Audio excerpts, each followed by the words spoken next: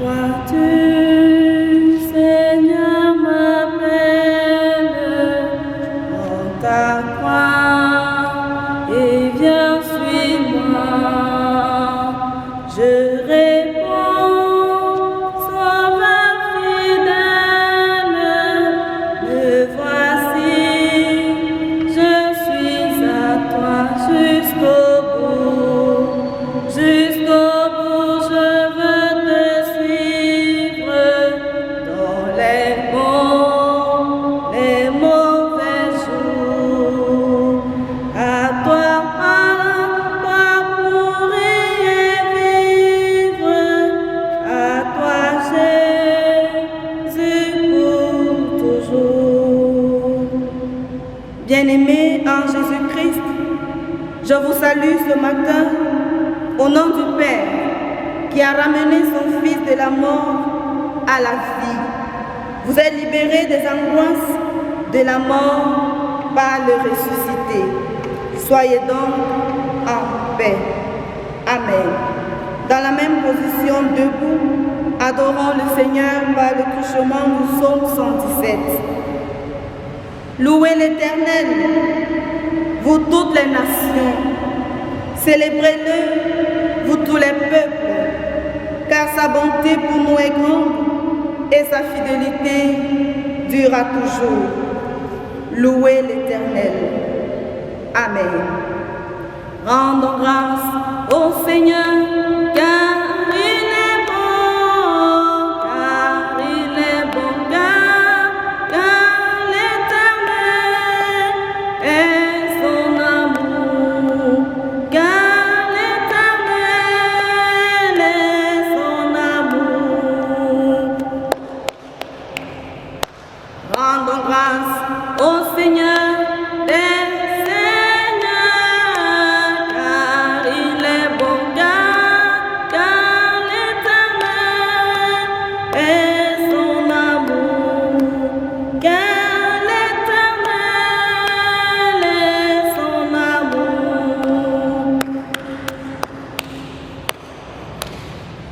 Veuillons nous asseoir, frères et sœurs, et voici venu le moment pour nous de nous présenter devant la majesté de notre Dieu pour reconnaître nos imperfections et par la même occasion demander pardon. Prions Dieu. Seigneur notre Dieu et notre Père, Père de notre Seigneur et Sauveur Jésus-Christ, nous te louons pour ce jour nouveau, jour de la victoire de Jésus-Christ sur la mort et sur le péché. Nous venons à toi, Seigneur, pour t'apporter l'écrasant poids de nos péchés. Nous reconnaissons que nous avons péché en parole, en acte, en pensée et même en omission. De sorte que dans ta sentence, Seigneur, tu es juste et nos actes ne nous conduisent qu'à la condamnation. Mais toi qui es Dieu, rempli d'amour et de pardon, nous venons à toi, Seigneur, pour implorer ta grâce sur nos multiples fautes que toi-même tu connais. Seigneur, nous te supplions d'avoir fait autour de nous des faux bergers qui, au lieu de nous prêcher l'amour, nous enseignent la facilité et nous conduisent à détester nos prochains. Nous te prions, Seigneur, de pardonner les moments où nous avons menti, où nous avons été injustes, calomniateurs, adultérins. Seigneur, tu es grand et ton amour pour nous est sans borne. C'est pourquoi dans ta fidélité, Seigneur, nous te supplions, Père, de nous donner d'être de ceux-là qui bénéficient de ta grâce, de ton pardon, pour être conduits ainsi à toi qui es notre Dieu. Seigneur, viens, pardonne-nous, exauce-nous par Jésus-Christ, notre Rédempteur et notre Seigneur. Amen. Seigneur, je n'ai rien à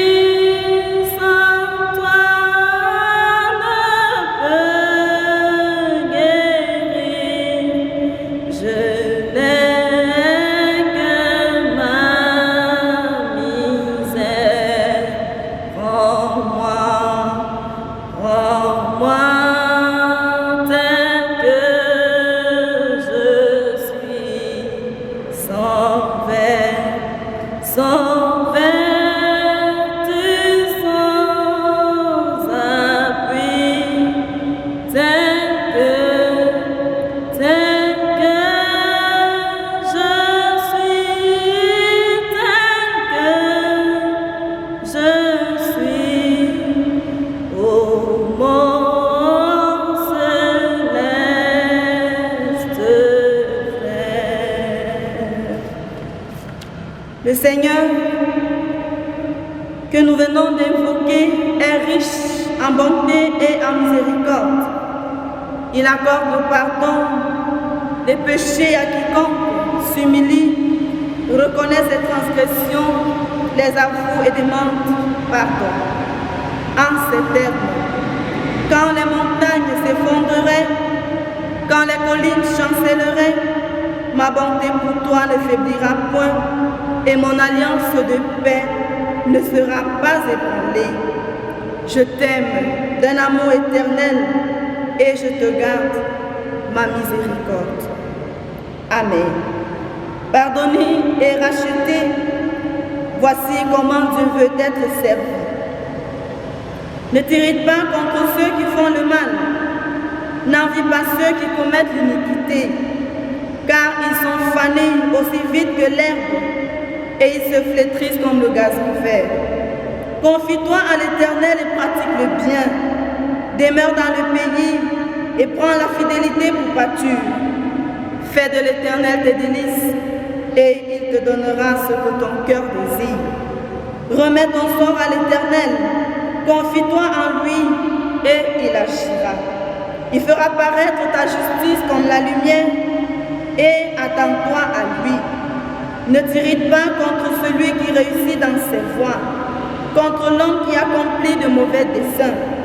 Laisse la colère, abandonne la fureur, ne t'irrite pas, ce serait mal faire, car ceux qui le font seront retranchés, mais ceux qui espèrent en l'Éternel posséderont le pays.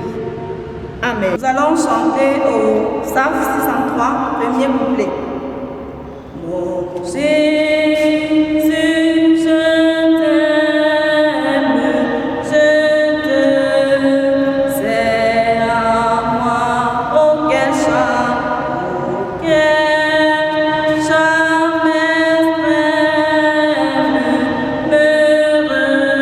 retient à toi les plaisirs, les plaisirs du monde.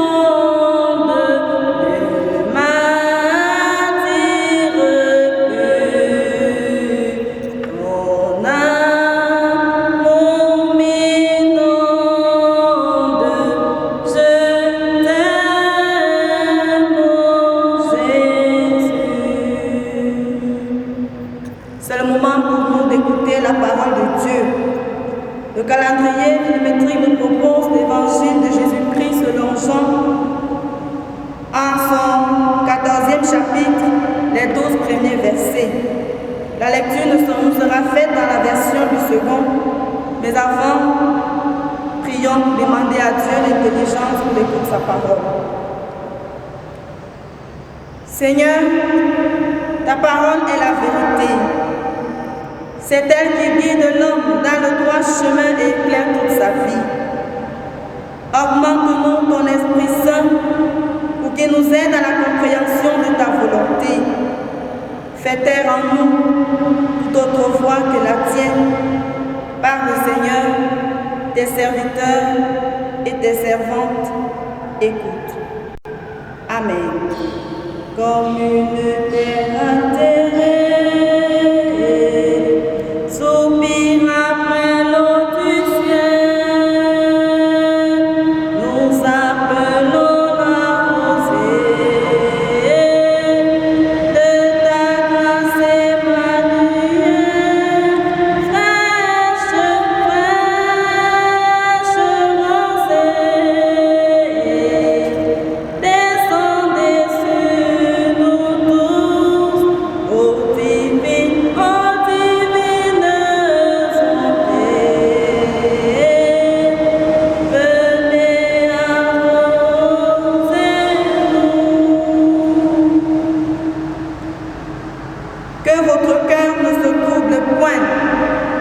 Croyez en Dieu et croyez en moi. Il y a plusieurs demeures dans la maison de mon Père. Si cela n'était pas, je vous l'aurais dit. Je vais vous préparer une place.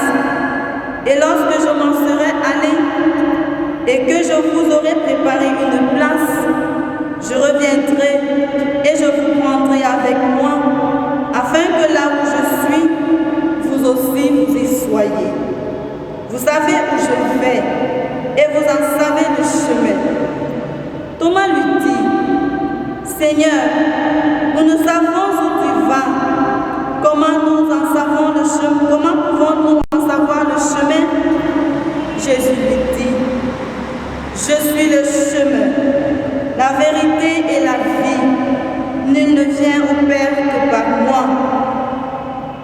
Si vous me connaissez, vous connaîtriez aussi mon Père. Et dès maintenant, vous le connaissez et vous l'avez vu.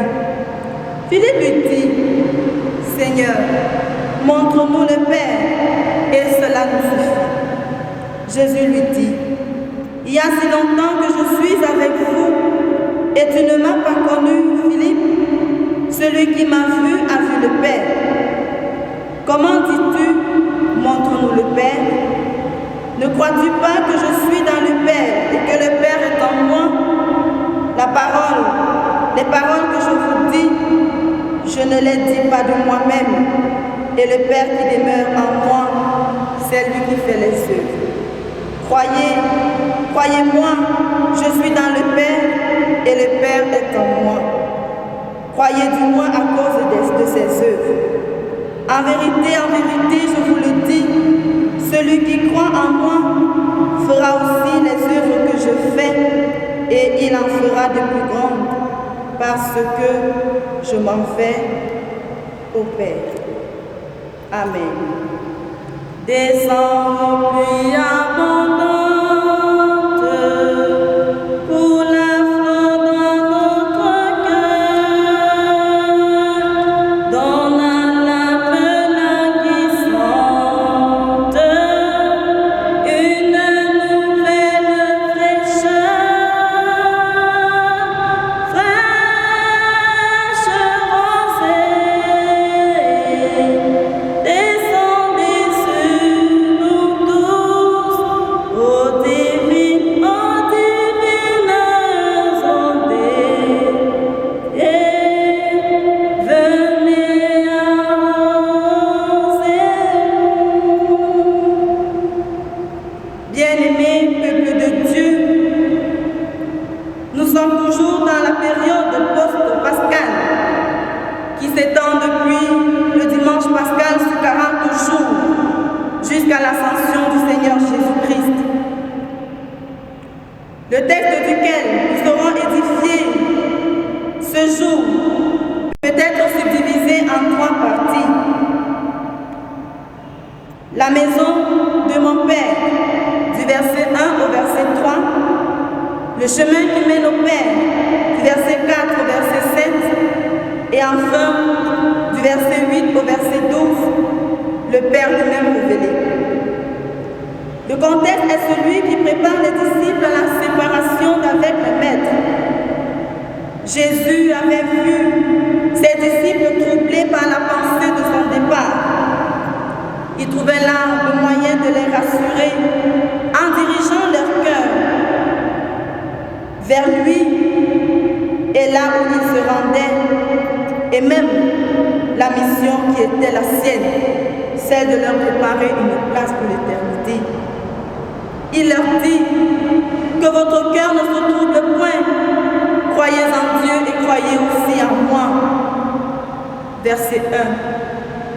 Le Seigneur devra être pour eux un objet de foi. Ils devront dans leur solitude, car désormais sans guide physique, croire en Jésus-Christ sans le voir, comme ils avaient autrefois, et jusqu'à l'heure où le Seigneur leur en parlait, cru en Dieu qu'ils n'avaient jamais vu. Oui, ils devaient désormais croire au Seigneur malgré son absence physique. Et c'est ce que les disciples ont compris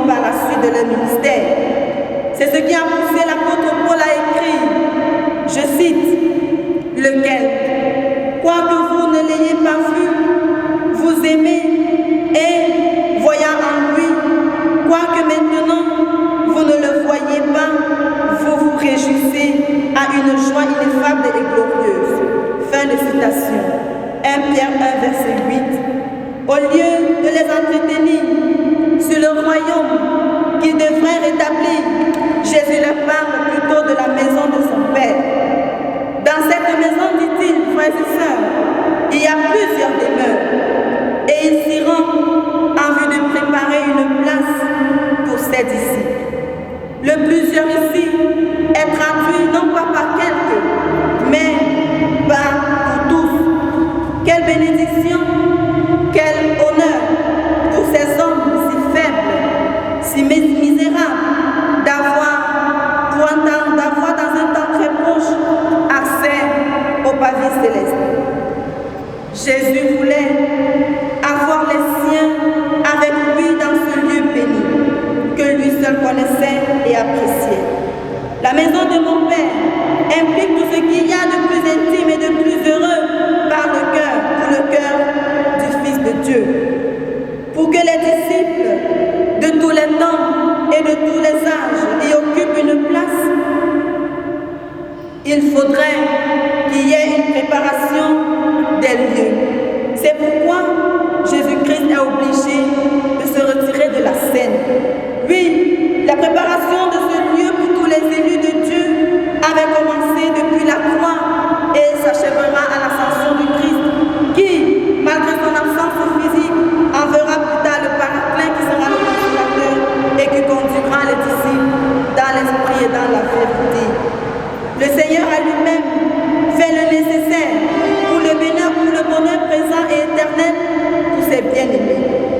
Il leur a préparé une place et il reviendra lui-même pour les chercher et les introduire, comme fait 1 Thessaloniciens 4, verset 16. La pensée de la séparation troublait les disciples et les voici rassurés d'une part céleste et éternelle qu'ils auront dans la maison du Père. La joie est à son comble.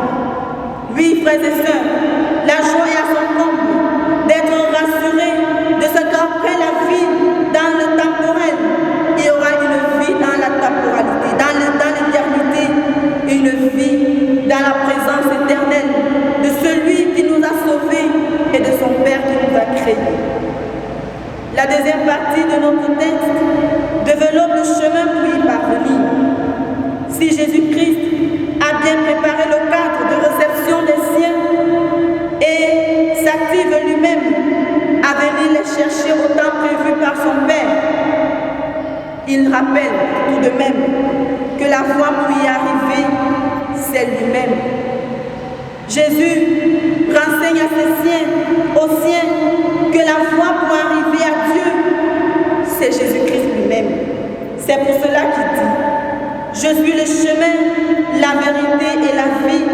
Nul ne va au Père que par moi. Loin de développer une pensée égoïste de la part de Jésus, mais c'est une vérité avérée. Oui, le Seigneur Jésus-Christ est la seule voie qui mène à Dieu. Il faut remarquer que les disciples avaient le souci de connaître quelle est la voie ou le chemin qui mène à Dieu à travers la question de Thomas. Jésus est le chemin qui conduit au Père. Le chapitre 10, les 10 premiers versets, Jésus lui-même développe et affirme qu'il est le bon berger. Le bon berger qui prend soin des siens et qui les amène dans la bergerie. Il est ce berger qui conduit le troupeau à destination. Et lui-même est cette destination qu'il faut emprunter pour arriver au Père. Il ne dit pas qu'il est le chemin pour aller au ciel, mais au Père. Le but du Seigneur ici est de conduire, est d'amener les croyants à développer une intimité avec le Créateur. Sinon, comment apprécierez-vous la qualité de la réception si vous entrez dans une maison et ne voyez pas le maître des lieux? C'est dans la réception des maîtres des lieux que vous pouvez vous estimer bienheureux ou le bienvenu. Frères et sœurs, le Seigneur Jésus nous dit qu'il est le chemin qui mène à Dieu. Et l'évangéliste de Jean nous rappelle dans le verset 12 du premier chapitre, je cite, « Mais à tous ceux qui croient, à tous ceux qui l'ont reçu, le Seigneur leur a donné le pouvoir de devenir enfants de Dieu. » C'est lorsque nous recevons le Seigneur Jésus-Christ comme Seigneur et Sauveur. C'est lorsque nous croyons en lui qu'il est le fondement de notre vie chrétienne que nous pouvons avoir accès à l'éternité. Bien-aimés, le seul moyen d'atteindre Dieu, c'est Jésus-Christ. Même si aujourd'hui, le monde nous présente des hommes qui se prétendent être des prophètes, des déluges, l'évangile est clair là-dessus. Jésus-Christ est la seule voie qui conduit au Père. Jésus est le seul moyen par lequel nous atteignons Dieu. Jésus est la seule solution au bonheur. Dans son homélie du 14 mai 2017, le frère Loïc Marie Lebon de Toulouse déclarait, je cite, « C'est dans les épreuves de la vie que la réponse de Jésus, je suis le chemin, la vérité et la vie, se révèle comme éclairante et prouve toute son efficacité. » Fin de citation. Oui, frères et sœurs, pendant les moments difficiles, ne vous tournez pas vers les puissances illusoires qui sont là pour détruire et égorger, mais tournez-vous vers Dieu. C'est en ce moment que cette parole devrait davantage retentir à vos cœurs, parce que Jésus-Christ est le seul moyen pour atteindre le bonheur. Bien-aimés, le Seigneur est le chemin. Ceci nous donne de comprendre que nous devons marcher en lui, suivre ses voies. Il est la vérité. Ce qui nous donne de comprendre que nous devons croire à ce qu'il dit. Sa parole est digne de foi. Jésus-Christ comme vie est celui qui nous donne pleinement la vie éternelle. Et la vie véritable n'est possible qu'en lui.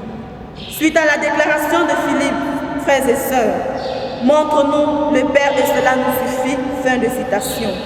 La troisième partie de notre texte nous fait savoir que Jésus-Christ est Dieu. Celui qui m'a vu a vu le Père, déclare le Seigneur. Dans le prologue joannique, cette vérité est affirmée en ces termes. La parole était avec Dieu et la parole était Dieu. Jean 1, verset 1. Oui, Jésus est Dieu. Jésus dit qu'il est dans le Père et le Père est en lui. Il décline ici la fusion inséparable qui existe entre Dieu et lui. Même s'il est de chair, il est Dieu fait chair. C'est pourquoi, dans tout ce qu'il a entrepris, dans toute son existence, il ne s'est pas séparé de la volonté de son Père. Frères et sœurs, il ne s'est pas soustrait de la volonté de son Père. Il a gardé les paroles que le Seigneur lui a données et son œuvre a été accomplie par la puissance de celui-ci. Oui, le Seigneur, Jésus voudrait nous amener ici, à notre tour, de développer une intimité, une proximité et même une fusion de relations avec notre Créateur, avec notre Dieu.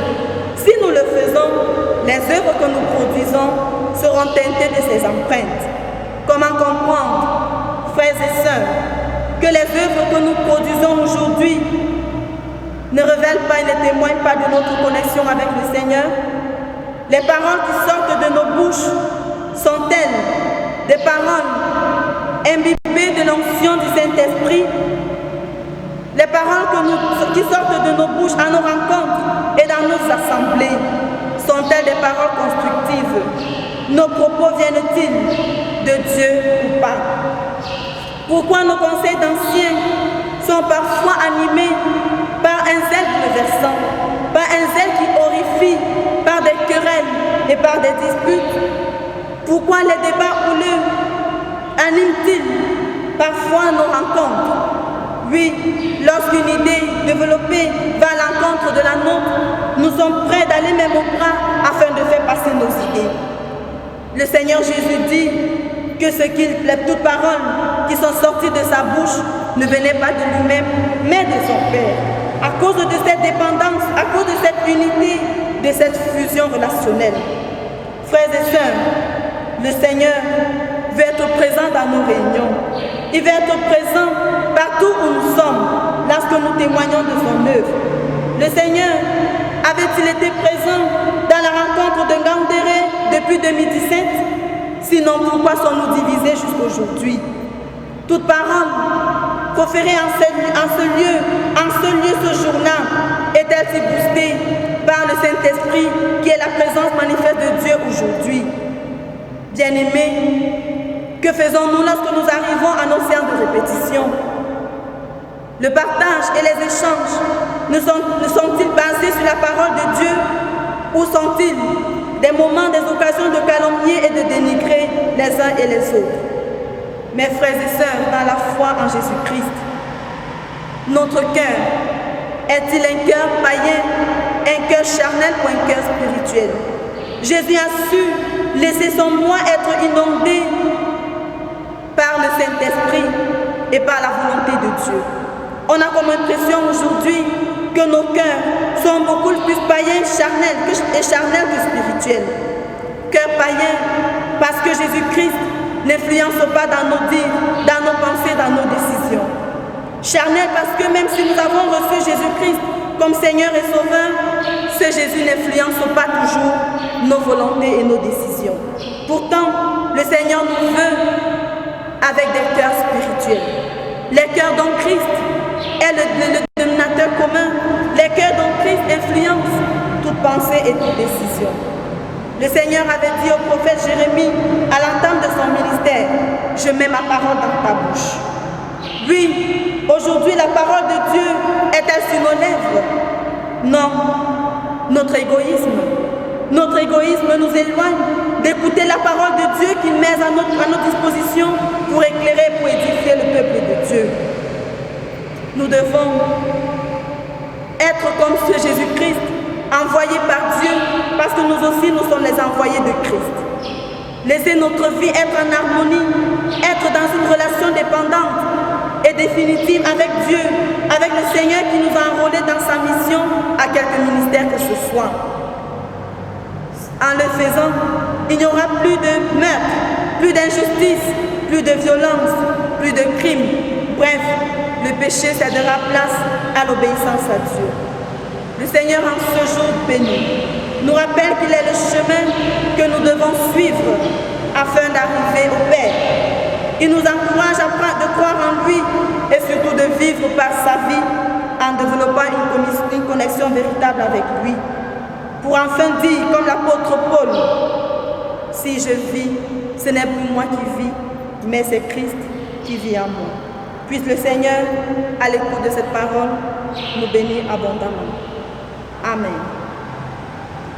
Bien-aimés, nous allons nous mettre debout et confesser notre foi par le symbole des apôtres en disant: Je crois en Dieu, le Père Tout-Puissant, Créateur du ciel et de la terre. Je crois en Jésus-Christ, son Fils unique, notre Seigneur, qui a été conçu du Saint-Esprit et qui est né de la Vierge Marie. Il a souffert sous Ponce Pilate. Il a été crucifié. Il est mort. Il a été enseveli. Il est descendu aux enfers. Le troisième jour, il est ressuscité des morts. Il est monté au ciel. Il siège à la droite de Dieu, le Père Tout-Puissant. Il reviendra de là pour juger les vivants et les morts.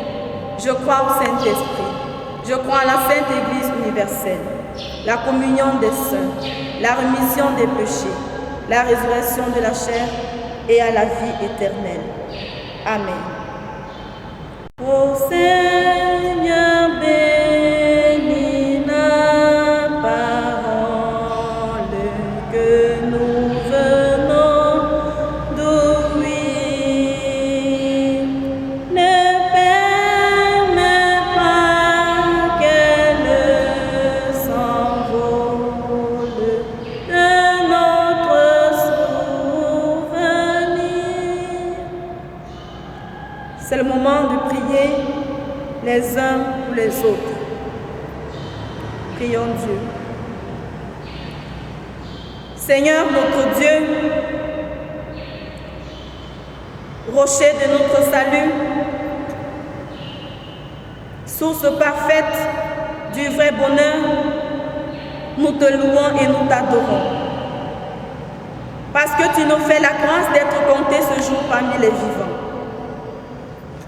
Seigneur, reçois l'honneur, la gloire et la magnificence pour les siècles des siècles.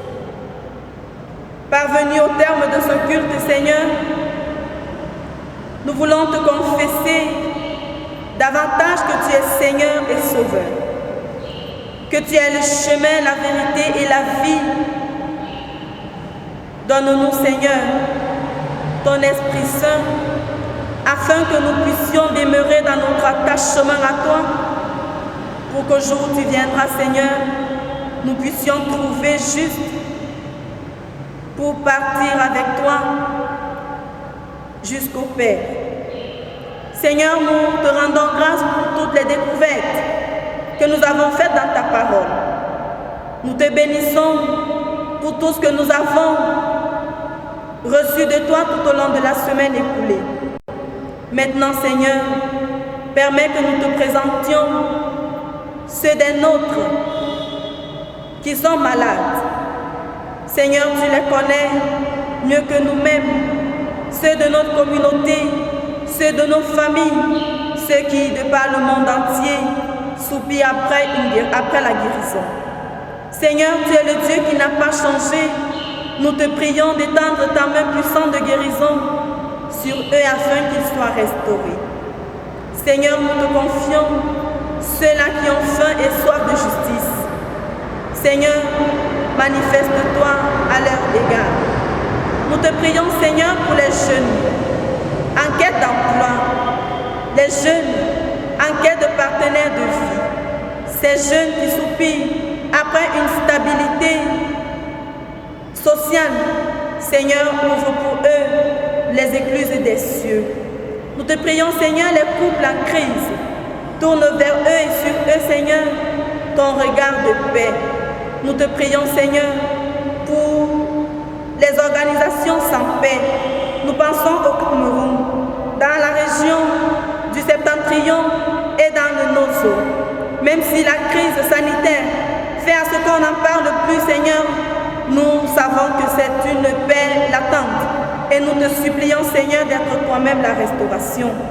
Nous voulons te prier, Seigneur, pour notre sécurité. Protège, Seigneur, tes enfants contre cette pandémie appelée le Covid-19. Nous te prions, Seigneur, de neutraliser toi-même cette peste et de permettre aux dieux, aux chercheurs, humblement de se soumettre à toi afin de recevoir de toi la sagesse nécessaire pour mettre à la disposition officielle des peuples, Seigneur, le moyen de guérison. Seigneur, nous te supplions pour le personnel soignant qui est plus exposé. Seigneur, accompagne-les dans ton amour. Seigneur, nous te prions pour les familles endeuillées. Donne-leur la consolation. Nous te prions pour notre pays, pour ses dirigeants, pour les églises et l'église évangélique en particulier. Donne-lui, Seigneur, d'être dans la restauration de la paix. Nous te prions pour la paroisse de Sodicoville, ses pasteurs, ses anciens, ses conseillers, ses diacres, ses différents groupes coraux et mouvements, le grand groupe, le culte d'enfants, les catéchumènes et même les sympathisants. Seigneur, donne-leur d'être armés suffisamment de ton amour et même de la fidélité pendant ce moment de confinement et que rien n'arrive, Seigneur, à l'air ravi de ta puissante main. Seigneur, tu es vivement béni, toi qui nous accompagnes tout au long de cette semaine qui s'ouvre devant de nous et nous accorde tout ce dont nous avons besoin. Tu nous as dit, Seigneur, que tout ce que nous demanderons avec foi, que nous croyons que nous avons reçu. Toutefois, Seigneur, nous voulons, dans la recherche de ta volonté dans nos vies, nous soumettre à toi et nous te dire avec confiance toutes les autres intentions de prière oubliées ou mal dites dans le magnifique concentré que ton Fils Jésus-Christ nous a enseigné en ces termes. Notre Père qui est aux cieux, que ton nom soit sanctifié, que ton règne vienne, que ta volonté soit faite sur la terre comme au ciel. Donne-nous aujourd'hui notre pain de ce jour. Pardonne-nous nos offenses, comme nous pardonnons aussi à ceux qui nous ont offensés. Et ne nous soumets pas à la tentation, mais délivre-nous du mal, car c'est à toi qu'appartiennent le règne, la puissance et la gloire pour les siècles des siècles. Amen. Bien-aimés, veuillons nous mettre debout pour recevoir l'exhortation et la bénédiction de Dieu. Le Seigneur nous rassure aujourd'hui, comme il rassurait ses disciples en leur disant que votre cœur ne se trouble point. Toujours dans cette assurance, il nous dit qu'il est le chemin, la vérité et la vie pour atteindre le Père. Et par conséquent, le vrai bonheur, nous devons passer par lui. Que la paix de Dieu soit la force de votre témoignage et que chacun de vos actes soit déjà la promesse du monde à venir. Soyez dans la paix, dans la joie et dans l'amour de Dieu. Au nom du Père, du Fils et du Saint-Esprit, un seul Dieu pour les siècles sans fin béni. Amen. Bon dimanche et à dimanche prochain.